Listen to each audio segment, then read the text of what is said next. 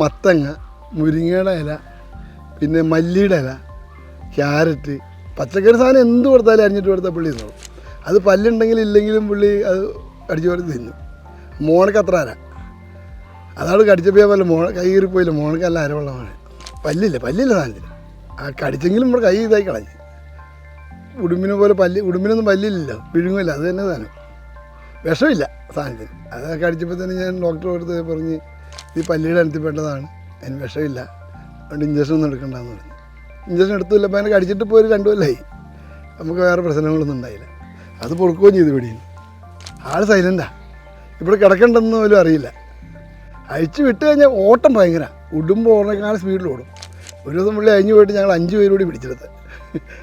അങ്ങനെ ഉണ്ട്. പിന്നെ ഈ പറഞ്ഞ പോലെ ഈ മുട്ടയുടെ സമയത്താണ് മൂപ്പിൽ ദേഷ്യം.